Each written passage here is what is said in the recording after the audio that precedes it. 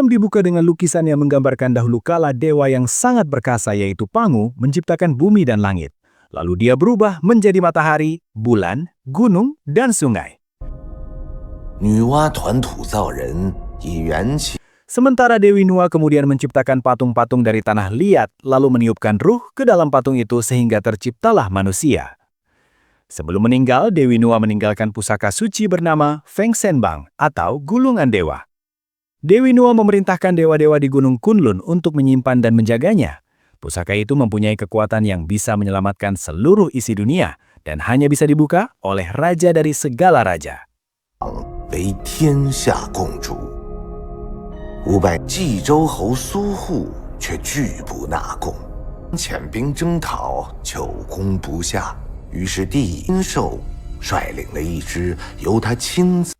Seiring berjalannya waktu, generasi baru mulai muncul, yaitu Raja Centang yang mendirikan dinasti Shang.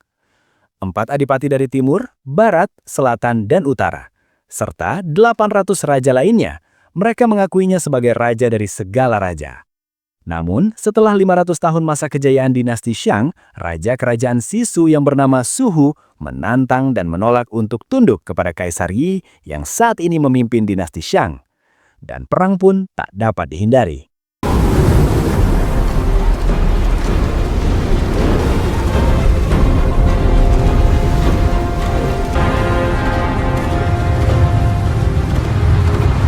Kaisar Yi mengutus putra keduanya Yinshu ke medan perang untuk meredam pemberontakan ini. Yinshu membawa pasukan khusus yang dia latih sendiri. Pasukan-pasukan itu diantaranya adalah Brigade Putra Para Raja atau Brigade Penawanan. Pada masa itu, 800 raja wajib mengirimkan satu putranya untuk dijadikan prajurit dinasti Shang. Qifa adalah putra Adipati Barat. Dia sangat mengagumi sosok Yinshu karena sangat berdedikasi kepada kerajaan. Selain Qifa, ada putra kandung Yinshu sendiri yang bernama Yin Qiao. Yinshu bersama pasukannya bersiap di depan gerbang kerajaan Sisu.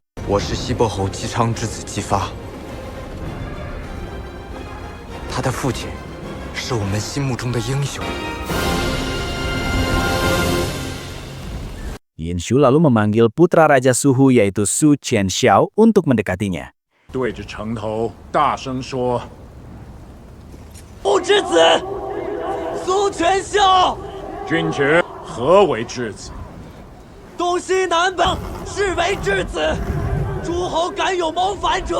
Yinshu memberikan pedangnya kepada Qianxiao. Sesuai peraturan, Qianxiao berniat bunuh diri jika ayahnya masih berkisras melakukan pemberontakan.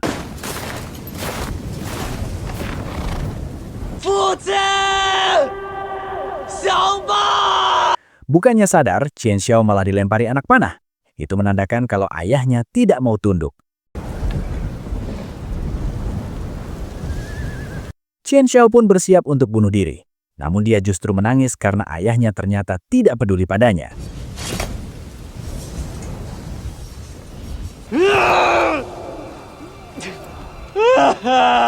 Yinshu kemudian mendekati Qianxiao. Yinshu mengangkat Qianxiao sebagai putra kandungnya. Jika Qianxiao berani mengorbankan diri, dia akan dikenang sebagai pahlawan. Qianxiao pun akhirnya bunuh diri.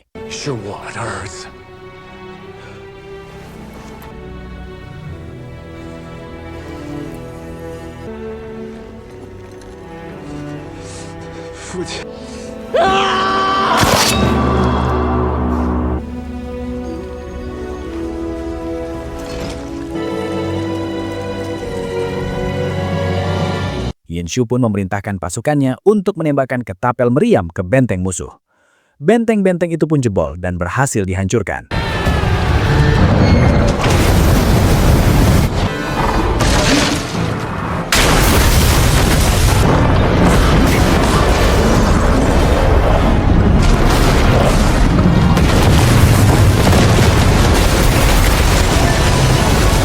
Yinshu lalu memerintahkan pasukannya untuk maju ke arah benteng.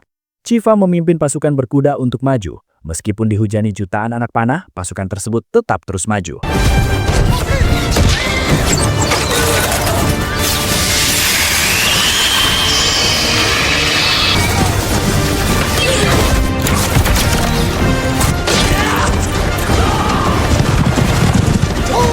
Para pasukan itu sempat kesulitan karena pihak musuh membakar jalan masuk, membuat kuda-kuda mereka ketakutan.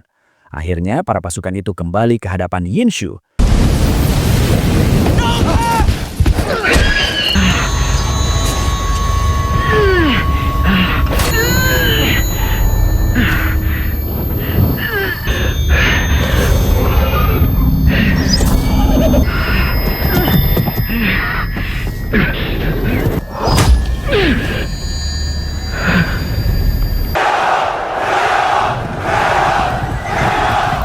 Yinshu yang tak kehabisan akal pun menutupi mata kuda agar tidak ketakutan. 马看到什么？是人决定的。哎呀！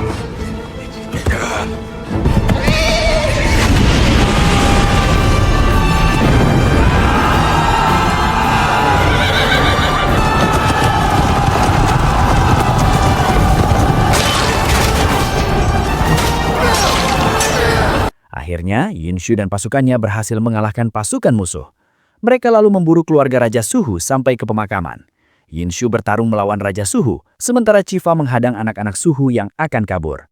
Dalam pertempuran itu, Suhu berhasil melukai Yinshu di atas sebuah makam, di mana darah Yinshu lalu menetes di atas batu makam dan jatuh di sebuah tong raksasa yang berisi siluman rubah. Darah itu menghancurkan segel yang menahan siluman rubah.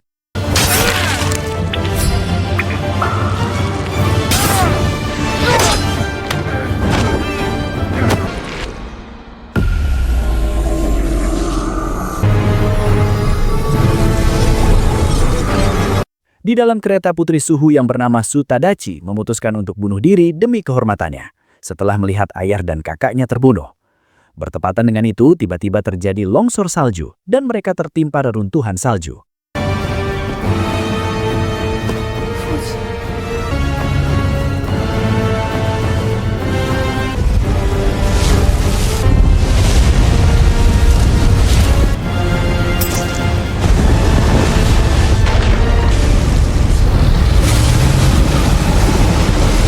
Setelah situasi kembali tenang, Chifa dan beberapa temannya menemukan Su Tadachi yang secara mengejutkan ternyata masih hidup dan bertingkah aneh.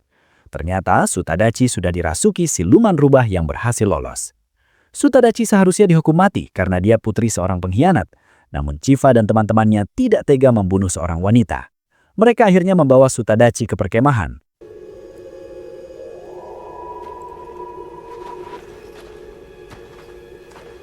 是个女人。 她就是苏护的女儿，苏妲己。处死！姬发，我下不去手，你怎么不动手？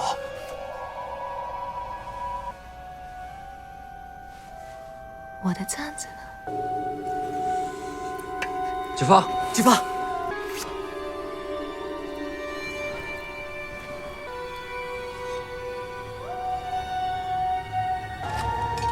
杀了太可惜，不如先给主。你等，停！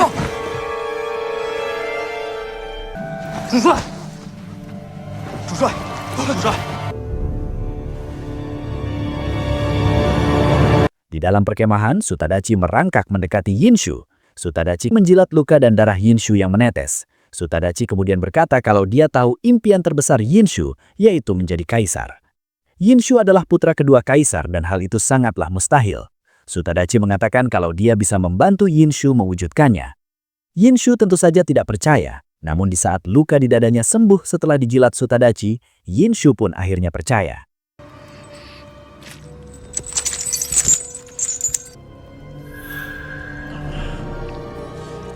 我知道你想要什么。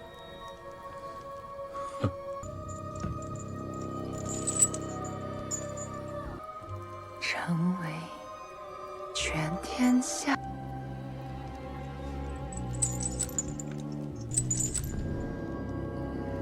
你知道叛臣距你的下，天亮就要杀了你，姬奇。我能帮你。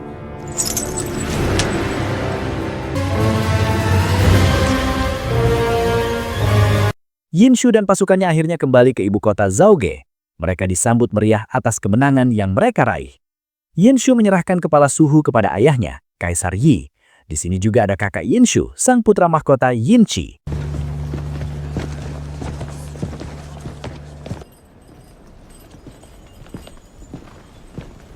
臣殷寿参见父王和王兄。苏护首级献父王。以此突围九卿，大胆通人。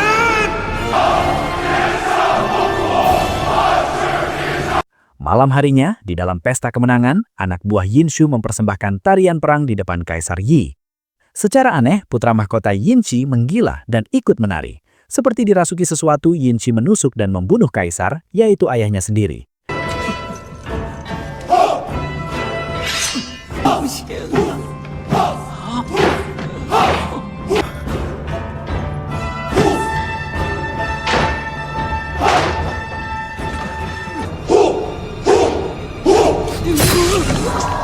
Semua orang pun kaget.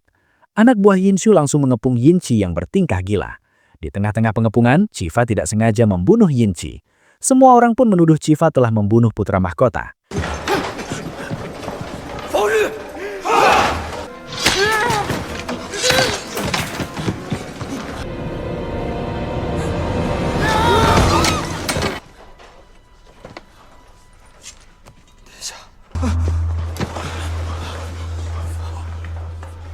这可是灭族的大罪啊！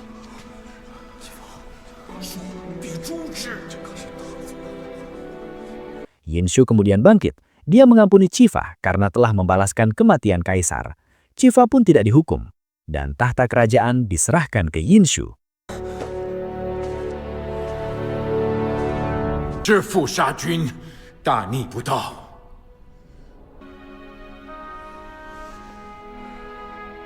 为我大伤，立下大功。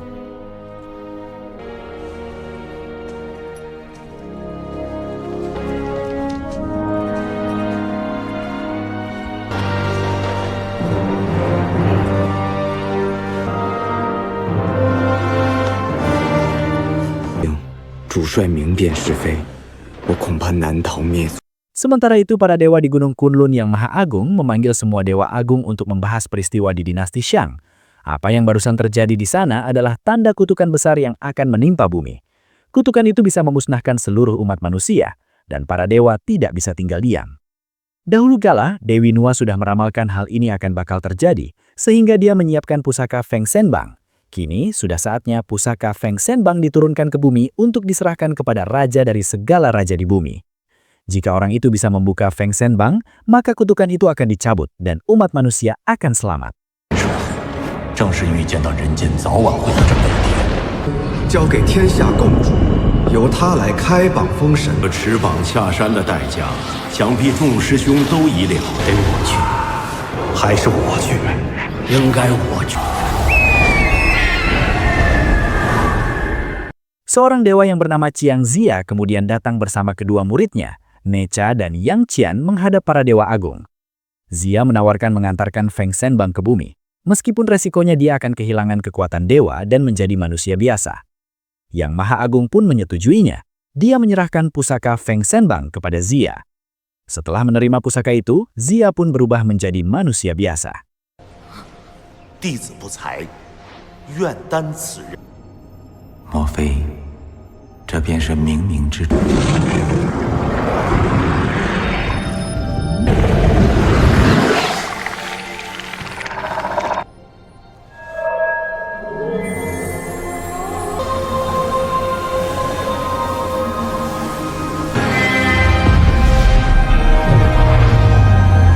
Di bumi, Yinshu akhirnya dilantik menjadi kaisar menggantikan ayahnya.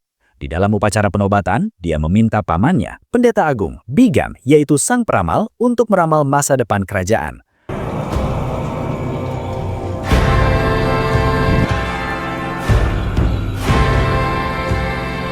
Di tengah upacara, batu ramalan hancur dan langit mulai gelap. Bigam kemudian menghadap Yinshu. Dia mengatakan kalau dinasti Shang ini akan ditimpa malapetaka karena para dewa murka terhadap tindakan pembunuhan. Keturunannya tidak akan bisa menjadi raja dari segala raja lagi.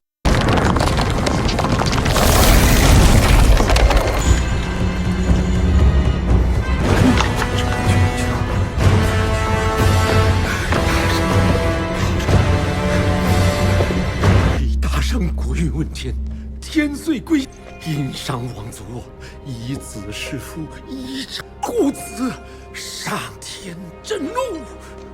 Yinshu pun mengatakan kalau dia akan mengorbankan apapun untuk mencabut kutukan itu. Bigan memberitahu kalau dahulu kala di masa kepemimpinan Kaisar Chengtang, mereka juga sempat mendapat kutukan besar juga.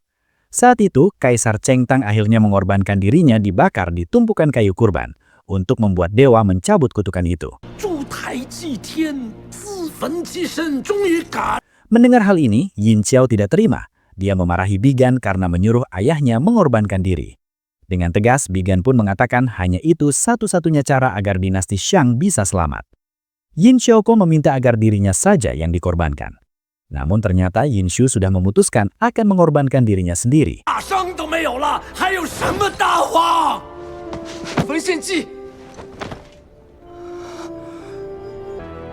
天下有罪，再无逆人。在朝歌建造一座祭天台，为大商请命。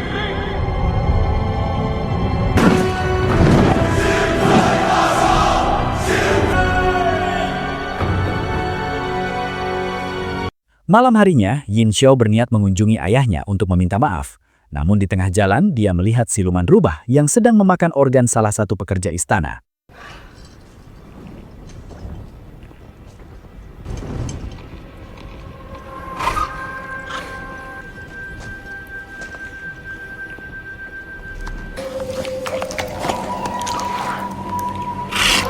Yin Xiao langsung mencoba menangkapnya dan mengejar makhluk itu.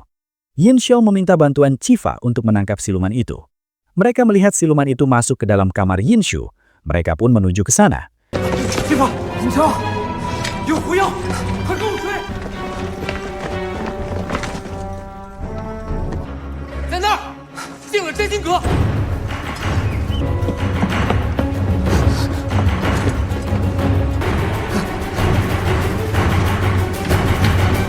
Yin Shu yang melihat anaknya membawa pedang menyangka kalau anaknya itu ingin membunuhnya agar dia menjadi raja. Yin Xiao pun meminta maaf dan berusaha menjelaskan kejadian yang sebenarnya.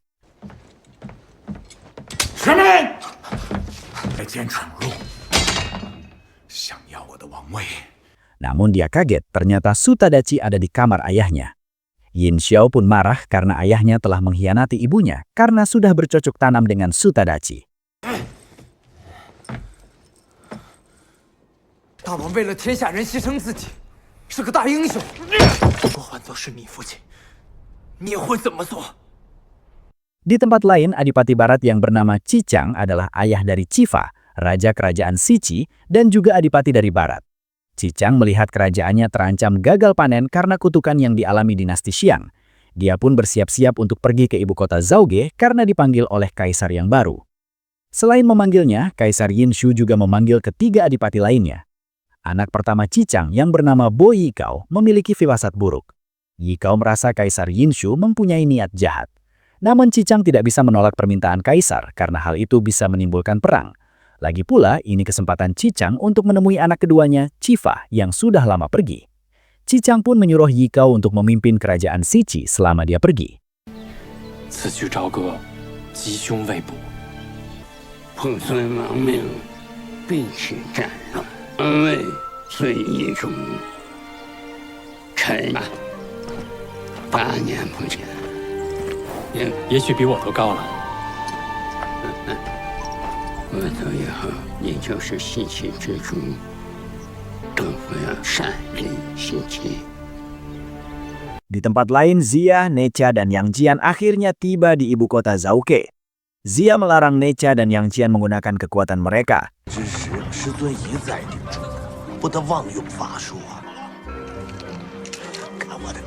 Zia meminta penjaga gerbang ibu kota agar mereka bisa masuk ke dalam.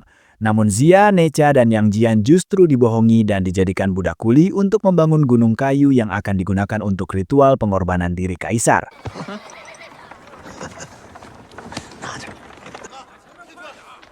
仙丹呐，你在外边花多少钱可都买不来，是个缘分。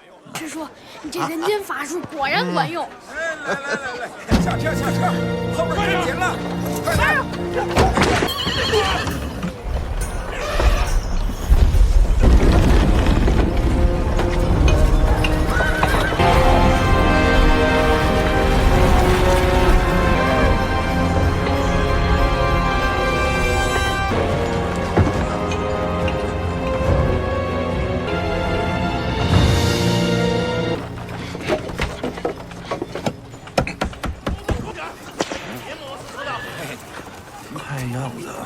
Seorang petugas akan mencambuk Zia, namun Necha melindunginya.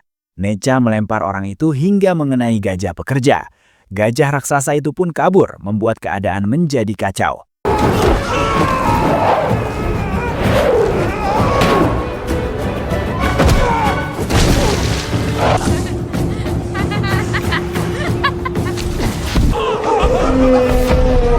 Chifa dan Yin Chao yang berada di sana pun keluar. Zia lalu menyuruh Necha dan Yang Qian menggunakan kekuatan mereka berdua untuk menolong orang-orang yang terancam bahaya.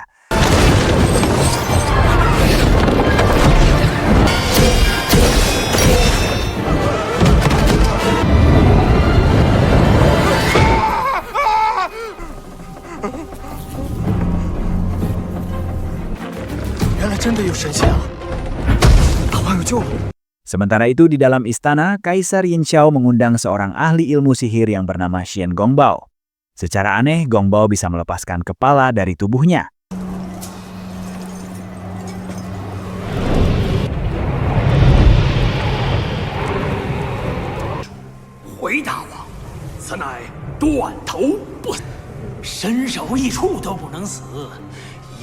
Melihat hal ini, Kaisar Yin Xiao meminta Gongbao mengajarinya ilmu agar dia bisa hidup walaupun dibakar.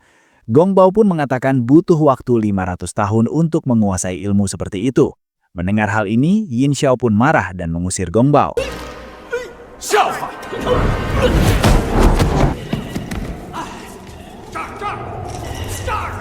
Yin Xiao dan Chifa kemudian datang bersama Zia.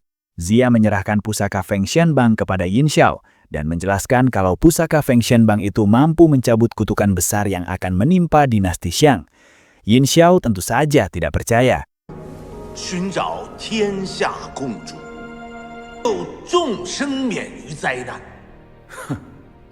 Mendengar hal ini, dari kejauhan Gongbao kemudian menjelaskan kalau pusaka Feng Xianbang sangatlah kuat dan bisa menyerap roh orang mati. Jika pusaka Feng Xianbang itu dibuka, maka kekuatan semua roh itu bisa dikendalikan oleh pemiliknya. Makin banyak orang yang mati, maka semakin kuat pusaka itu. Mendengar hal ini, Yin Xiao pun menganggap kalau kutukan besar bisa menjadi berkah baginya. Semakin banyak orang yang mati, maka dia akan semakin kuat. Untuk menguji keaslian pusaka Feng Xianbang, tiba-tiba Yin Xiao membunuh pengawalnya sendiri. Gongbao lalu mengucapkan mantra, sehingga roh pengawal itu masuk ke dalam pusaka Feng Xianbang.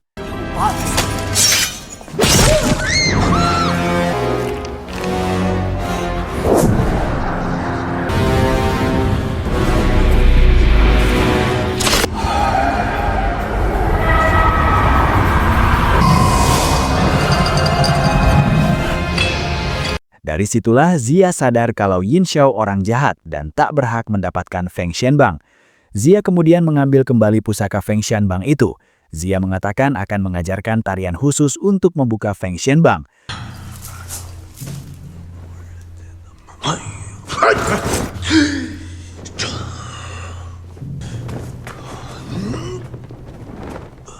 Ternyata itu hanya tipuan. Zia dan dua muridnya pun membawa pusaka Feng Xianbang itu untuk kabur.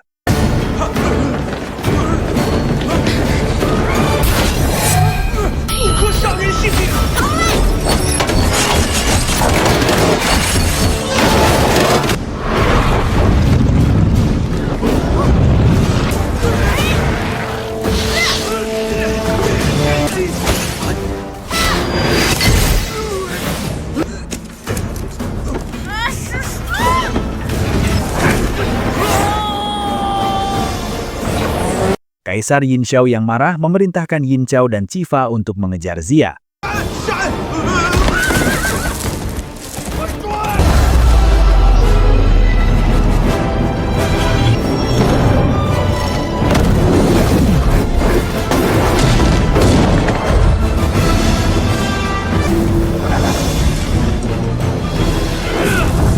Singkat cerita, Zia masuk ke dalam hutan dikejar oleh Yin Chao dan Chifa. Yin Chao mengikuti Zia berjalan di tebing yang curam.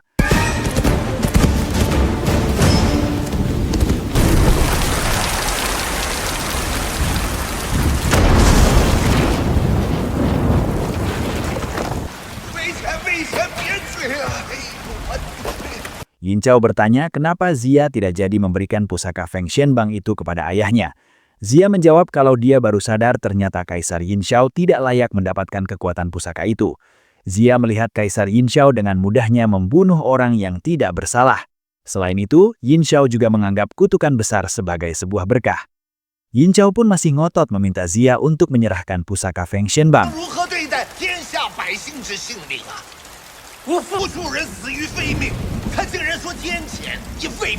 Tiba-tiba Yin Chao tertimpa batu hingga pingsan. Untung saja Zia berhasil menangkapnya. Chifa kemudian datang membantu. Setelah Yin Chao kembali sadar, dia mengambil pedang dan meminta Zia menyerahkan pusakanya. Chifa pun mencegah Yin Chao melukai Zia, karena Zia tadi menolongnya. Namun Yin Chao tidak peduli, dia harus patuh pada ayahnya.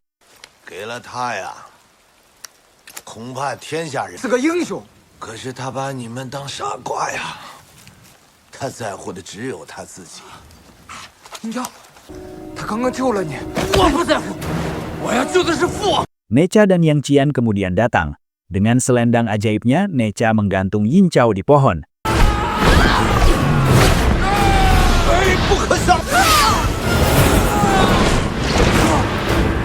Chifa lalu meminta Necha membebaskan Yin Chao. Jika tidak, dia akan membuang Feng Xianbang ke jurang. Melihat tidak ada pergerakan, Chifa pun membuang pusaka Feng Xianbang ke sungai yang ada di bawah tebing. Tanpa pikir panjang, Zia langsung melompat. Necha dan Yang Qian pun menyusul guru mereka. Di bawah, Zia akhirnya berhasil mendapatkan pusaka Feng Xianbang kembali. Necha pun menariknya ke atas.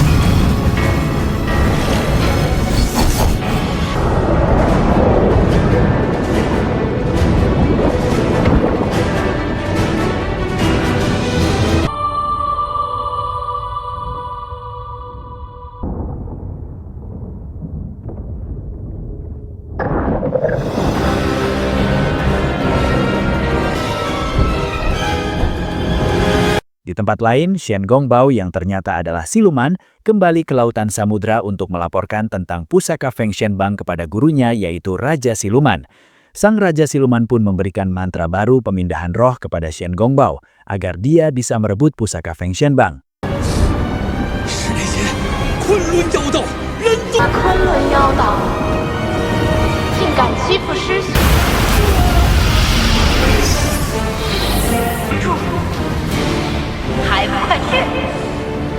Di tepi sungai, Necha mengusulkan untuk membawa Feng Xianbang kembali ke Gunung Kunlun dan membiarkan manusia menderita. Namun Zia mengatakan kalau Yin Chao tidak seperti ayahnya. Yin Chao sangat layak untuk mendapatkan pusaka Feng Xianbang. Namun syaratnya, Yin Chao harus dilantik menjadi raja menggantikan ayahnya terlebih dulu.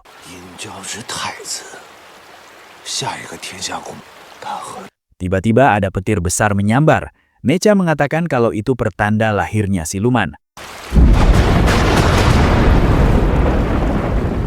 Tak jauh dari sana, Cicang dan rombongannya menemukan bayi siluman berkulit hijau.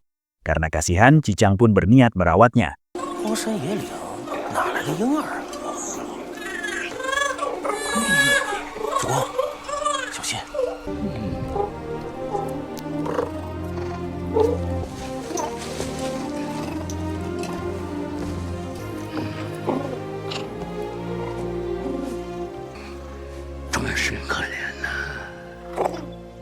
Yang Qian dan Necha kemudian datang. Necha meminta Cicang membunuh bayi itu sebelum membahayakan banyak orang. Namun Cicang menolak membunuh bayi itu.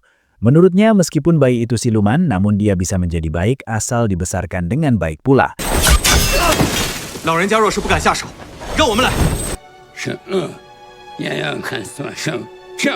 Zia yang baru datang setuju dengan pendapat Cicang.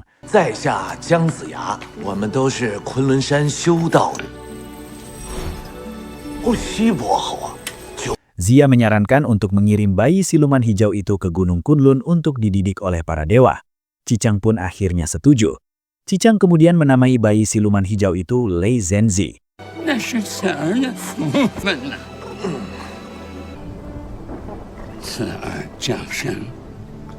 Zia kemudian menyuruh Necha dan Yang Qian membawa bayi itu ke Gunung Kunlun. Setelah mengetahui kalau keempat adipati sedang berencana menuju ibu kota Zhouke, Xia meminta keempat adipati itu untuk berkumpul mengadakan rapat. 他3位部侯也在路上。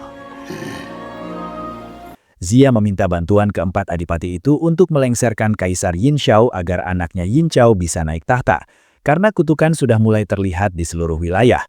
Jika kutukan itu tidak segera dicabut, maka dampaknya akan semakin meluas. 等不得呀！天前一系横行，东方井水苦不倒者，西岐有脉无实。天谴是他们殷家引发的，自然应该大都是他的。天下非商王。 Di sini Cicang kemudian memberitahu hasil ramalannya yang tidak pernah meleset. Cicang mengatakan kalau kutukan itu benar adanya. Menurut ramalan, Cicang mengatakan kalau dalang dari semua kekacauan ini adalah Kaisar Yin Xiao itu sendiri. Dia adalah otak pembunuhan ayahnya sendiri. Adipati Selatan mengusulkan untuk melakukan pemberontakan. Namun ketiga adipati lainnya ragu karena anak-anak mereka masih menjadi prajurit di ibu kota. Adipati Selatan pun berniat melakukan pemberontakan sendiri. 臆断。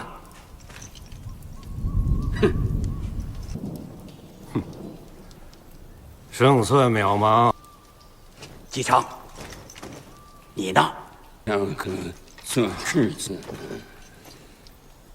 好，我这就回南都起兵。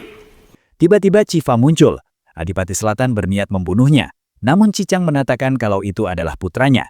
Cifa lalu berkata kalau dia melihat sendiri putra mahkota Yinqi telah membunuh Kaisar Yi. Cifa menuduh ramalan yang dilakukan ayahnya itu adalah ramalan palsu. 乃我亲眼所见，居然看见了吧？这子当的太久了。杀了他！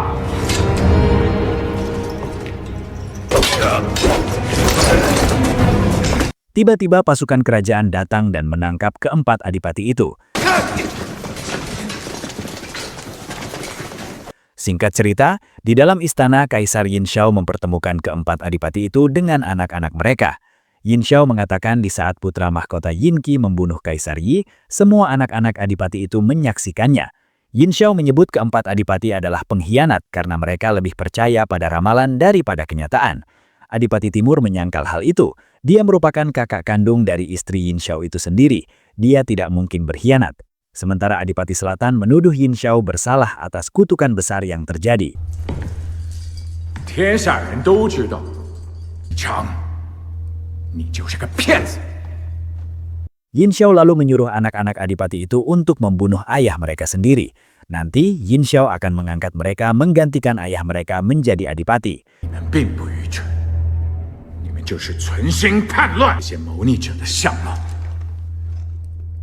他们再次留在身边，锦衣玉食朝歌，不管死活。你们是我亲手训练的殷商勇士。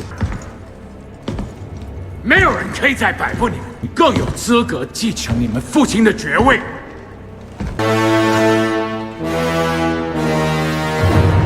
Chong Yingpiao maju mendekati ayahnya dan kemudian membunuhnya. Begitu dia menjadi Adipati Utara.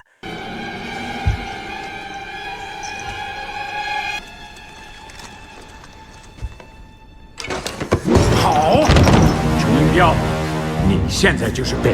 Anak dari Adipati Selatan berusaha melawan Yin Xiao, namun dia malah tewas dibunuh Yin Xiao, dan ayahnya pun akhirnya dibunuh juga.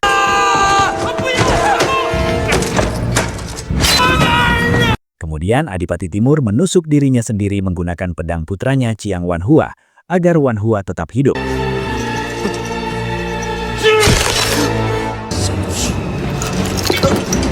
Jiang Wenhuan. Kini tinggal Cifa. Cifa pun kemudian berlutut. Cifa mengatakan kalau ayahnya lah yang telah menghasut ketiga adipati untuk melakukan pemberontakan. Jika dia membunuh ayahnya sekarang, maka publik tidak akan tahu dosa yang dilakukan para adipati itu. Cifa meminta Kaisar Yin Qiao memberikan hukuman lain bagi ayahnya, yaitu meminta maaf di depan umum agar semua orang tahu kenapa para adipati dihukum mati. 让天下人都知道，四大伯侯谋反救了殷商。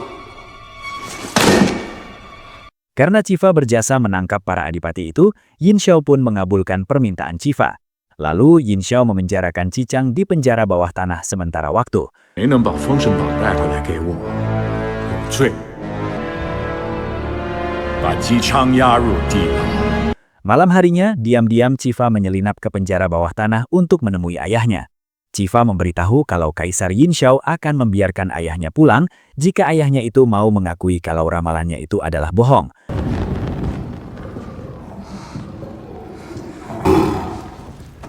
父亲，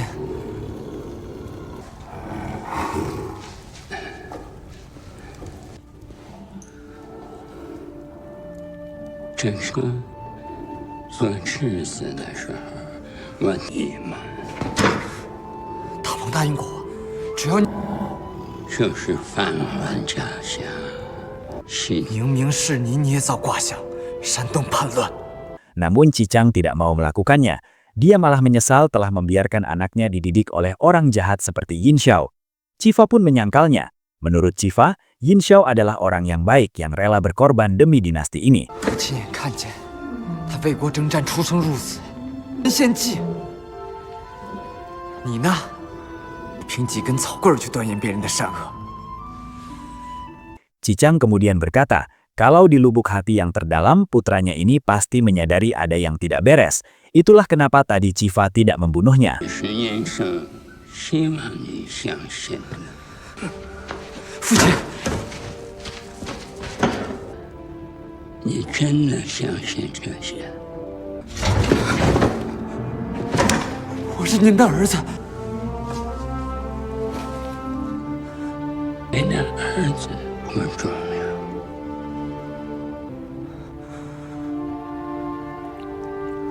Di tempat lain, sang ratu mendatangi Kaisar Shou yang sedang mandi bersama Sutachi. 一切由你开始。看来，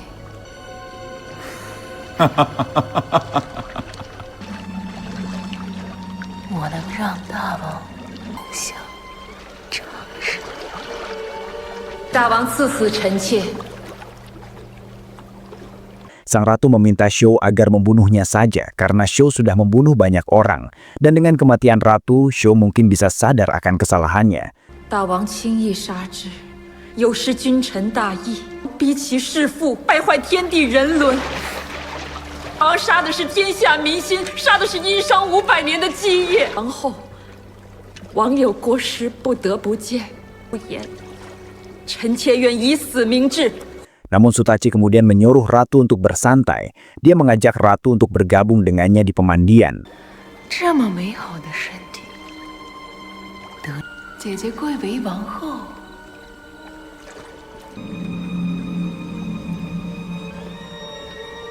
何不与我们同修？有。 Ratu kemudian turun ke kolam.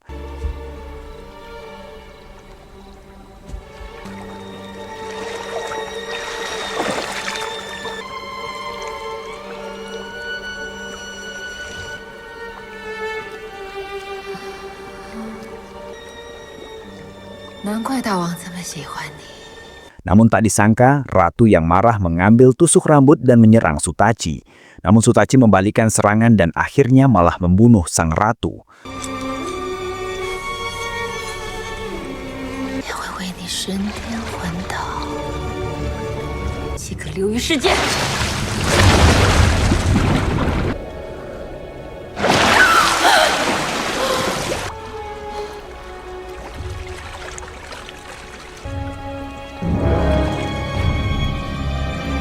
Beberapa saat kemudian, Qiao mendatangi Sutachi dengan penuh amarah.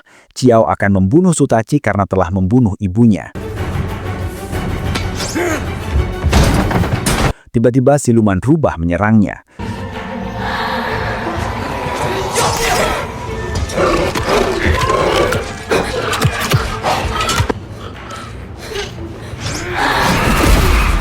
Siluman rubah itu lalu masuk ke dalam tubuh Sutachi. Sutachi kemudian menghindari semua serangan dari Qiao yang malah membuat pedang Qiao mengenai ayahnya yang baru datang.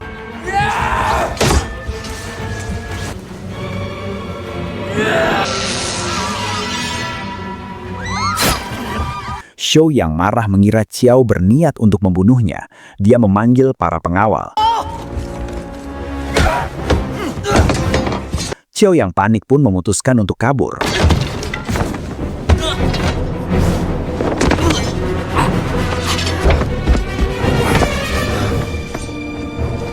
Cifa lalu datang membantu Xiao. Cifa menyuruh Xiao pergi lewat gorong-gorong untuk menemui pendeta Agung Bigan dan bersembunyi di sana. 这里直通午门之外，去找大司命比干先躲几天。放了我，你怎么办？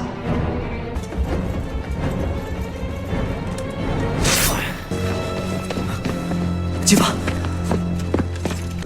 李明黑，我帮你找个活吧。 Keesokan harinya istana mengeluarkan pengumuman kalau Zia dan kedua muridnya serta Xiao kini menjadi buronan. Chong Yingpiao lalu menyerang Cifa karena curiga Cifa menyembunyikan Xiao. Mereka berdua pun terlibat perkelahian.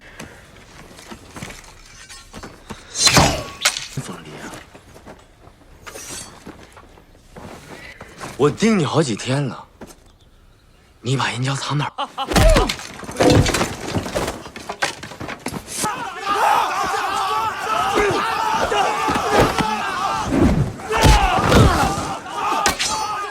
Di tengah-tengah perkelahian, Bo Ikao, yaitu kakak Cifa, datang melerai. Ikao mengatakan tujuan utamanya datang ke sini adalah untuk membebaskan ayahnya. Dia membawa banyak harta untuk ditukar dengan ayahnya. Ikao takut kalau ayahnya yang sudah tua akan mati di penjara. 我已经劝过父亲了，可是违心之事，从来不做。父亲年迈体弱，只怕等不起了。 Ikao juga membawa 2 kuda milik Cifa yang bernama Naga Salju. Kuda itu sangat hafal jalan untuk pulang. Kuda itu akan berguna jika nanti Cifa ingin pulang ke kerajaan Siki. 这2匹雪龙驹是当年父亲送给我们的。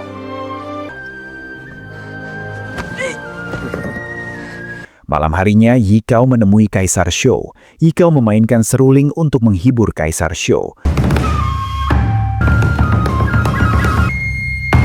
Dan Sutachi menari dengan tarian sange.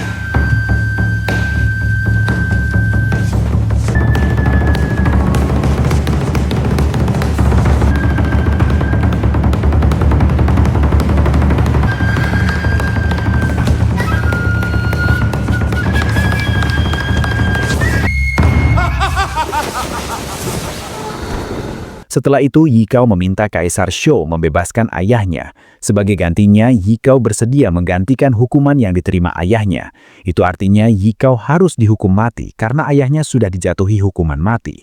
我父亲年迈体弱，恐不堪牢狱之苦，认罪，听凭大王处置。我可以替他去死。 Di tempat lain, Zia mengendap-endap ke tempat Bigan namun tertangkap oleh Cifa.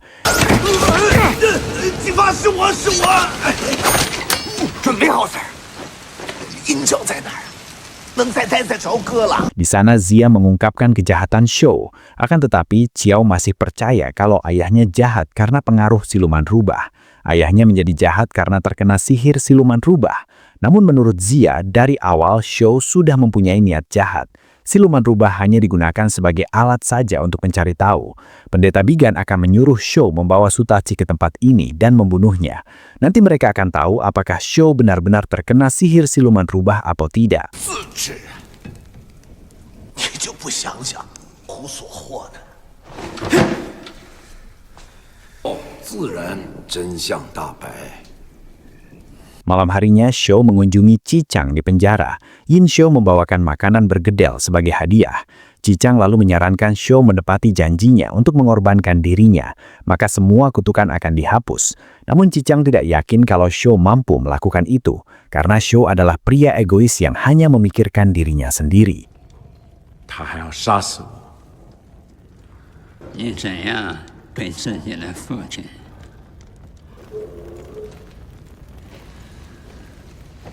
我该何去何从？愿听老伯后教诲。自焚献祭，你的罪，你仍无愧于，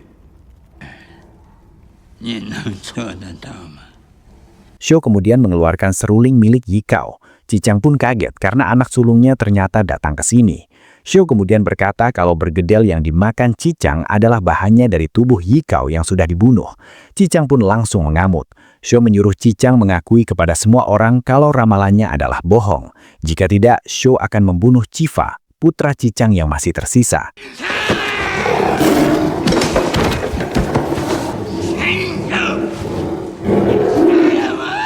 不杀你，还要放了你。你还有一个儿子在我手上。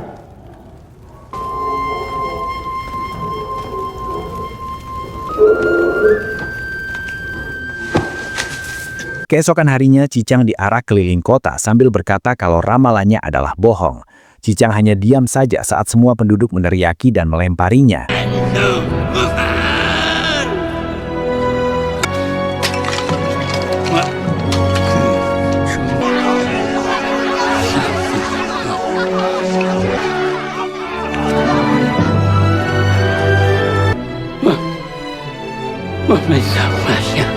Beberapa hari kemudian, Xiao dan Sutachi akhirnya mengunjungi pendeta agung Bigan untuk meminta restu kepada leluhur.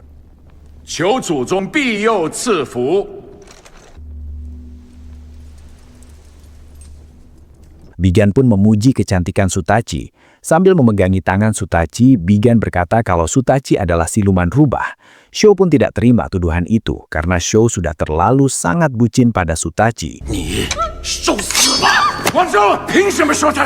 Bigan kemudian memanggil Qiao. Qiao lalu datang dengan diikat sebagai bentuk penyerahan sendiri. Qiao menceritakan apa yang dia lihat di kamar Sutachi malam itu.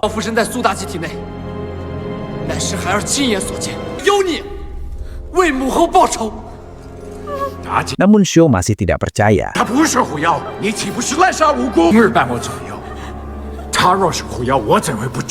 Bigan akhirnya mengambil cara lain. Sebagai pendeta agung, Bigan memiliki jantung ajaib. Setiap siluman yang memakan jantung itu akan menampakkan wujud aslinya. Bigan rela mengorbankan dirinya sendiri demi keselamatan dinasti Shang. Bigan meminta Xiao berjanji untuk membunuh Sutachi jika Sutachi benar-benar terbukti siluman. Xiao pun berjanji akan melakukannya.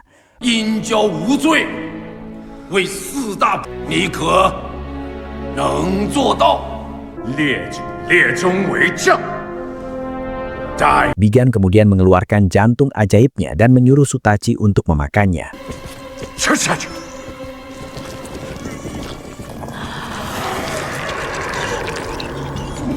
Setelah menelan jantung ajaib dari dalam tubuh Sutachi, muncul siluman rubah. Semua orang pun terkejut. Xiao lalu mengambil pedang milik Cifa. Bigan yang sekarat menyuruh Xiao untuk membunuh siluman itu, sesuai janjinya. Namun Xiao mengingkarinya. Ternyata Xiao sudah tahu kalau Sutachi adalah siluman. Bahkan Yin Xiao sendirilah yang sengaja membangkitkan siluman rubah.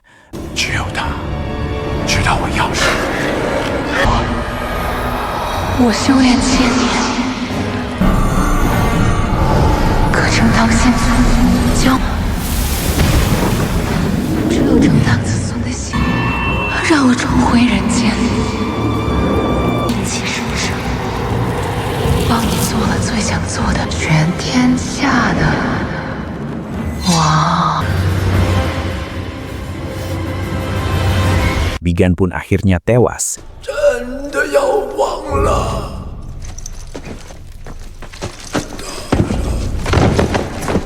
Xia yang menyamar hanya bisa diam saja melihat kelakuan Xiao. Melihat kejadian ini, Qiao pun sangat kecewa karena selama ini dia mengira ayahnya terkena sihir siluman rubah. Ternyata ayahnya memang benar-benar orang yang sangat jahat.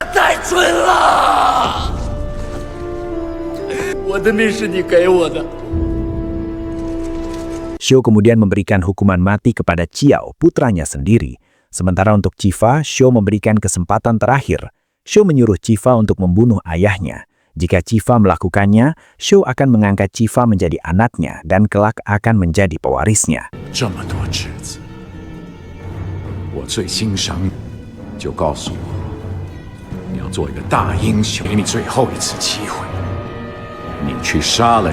Keesokan harinya, di saat Qiao akan dieksekusi, Cifa membawakan kepala ayahnya ke hadapan Xiao.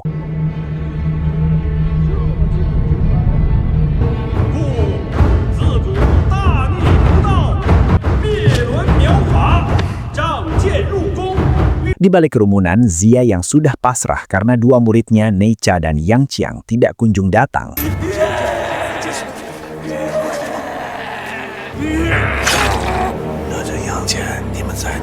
Tiba-tiba sebuah panah membunuh Algojo. Ternyata Chifa memimpin pemberontakan ini.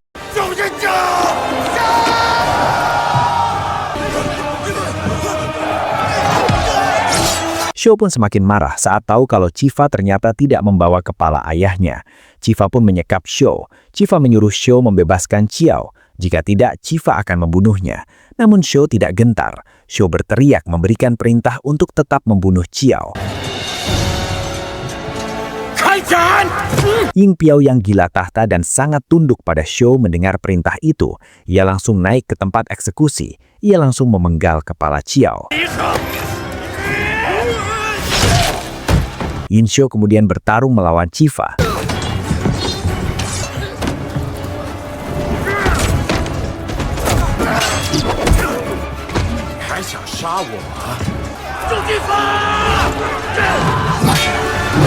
Neicha dan Yang Qian kemudian datang. Zia menyuruh mereka berdua untuk membawa tubuh dan kepala Qiao ke Gunung Kunlun untuk disembuhkan. Mereka berdua pun terbang membawa tubuh dan kepala Qiao ke Gunung Kunlun.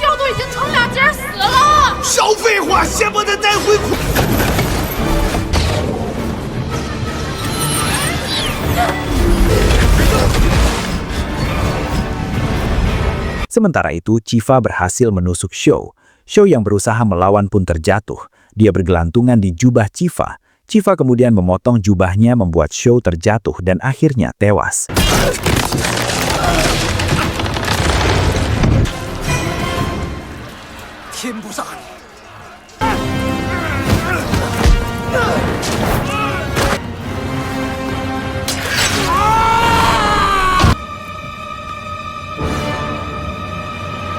Chifa lalu memanggil para pengikutnya untuk kabur. Chifa juga membawa Zia bersamanya.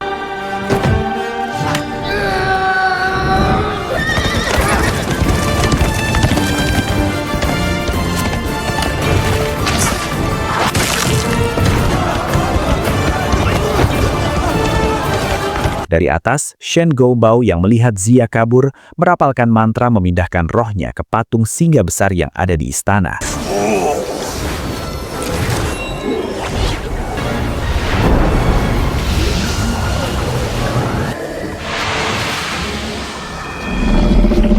Di gerbang istana, Chifa dihadang oleh Wan Huang. Chifa mengatakan kalau dia sudah membunuh Shou. Chifa mengajak Wan Huang untuk membantunya balas dendam atas kematian ayah mereka. Wan Huang pun akhirnya membela Chifa. Dia membiarkan Chifa dan pengikutnya untuk keluar dari istana.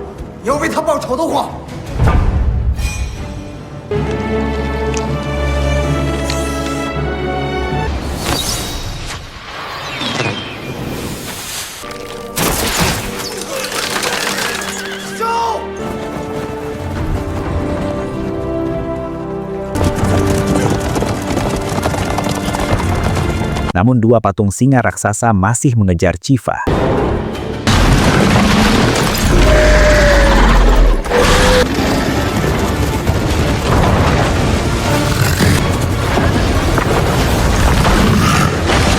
Di tempat lain ternyata Chifa mengirim ayahnya pulang ke kerajaan Shiki menunggangi kuda naga salju. Namun di perbatasan dia dihadang oleh prajurit dinasti Shang. Tiba-tiba dari atas muncul sosok siluman hijau yang bersayap. Makhluk itu menyelamatkan Cicang. Ternyata itu adalah bayi siluman yang sebelumnya ditemukan Cicang di dalam hutan. Itu adalah Lei Zhenzi.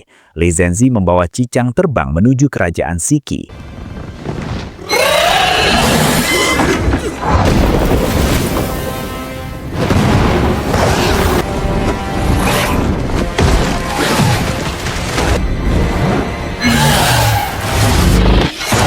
Di hutan, Chifa dan Zia berpencar.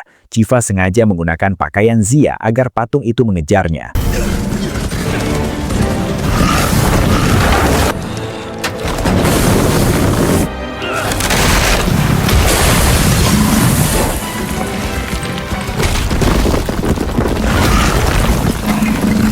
Salah satu patung monster berhasil dihancurkan Chifa. Lalu Cifa mengelancing patung monster kedua menuju tebing. Cifa memanah patung itu. Salah satu panahnya mengenai mata patung sehingga mematahkan mantra pemindahan roh. Cifa dan patung itu pun akhirnya terjun ke sungai.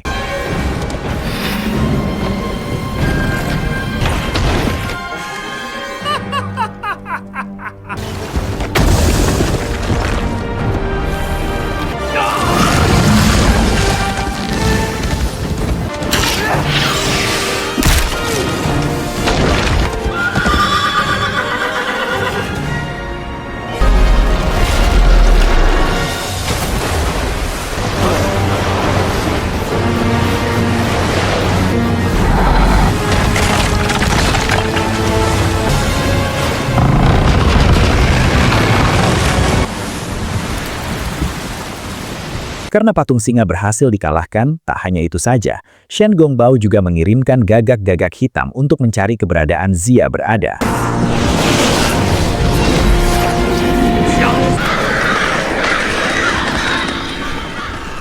Tak lama kemudian, Cifa yang berhasil selamat dari derasnya arus sungai, dia lalu menunggangi kudanya untuk pulang ke kerajaan Siki, menemui ayahnya yang sudah sampai duluan.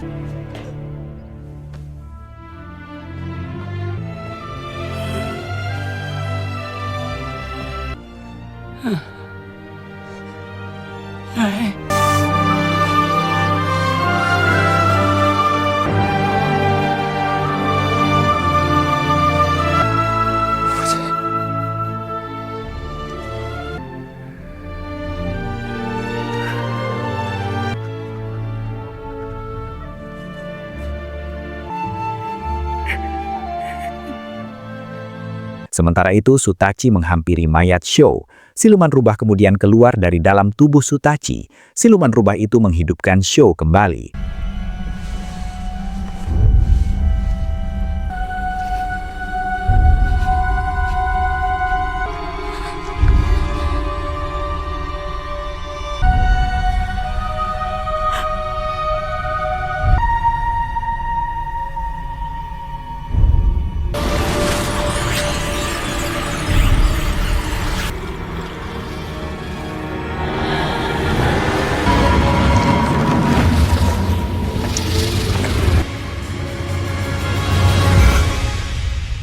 Beberapa hari kemudian, Panglima Wenzong yang 10 tahun ini berperang di Laut Utara, akhirnya kembali ke ibu kota bersama para jenderalnya, termasuk 4 siluman raksasa.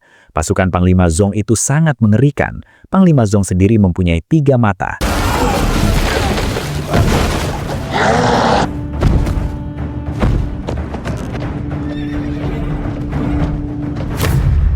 Dan akhirlah alur cerita film Creation of the Gods Kingdom of Storms ini, teman-teman. Sampai jumpa kembali. See you.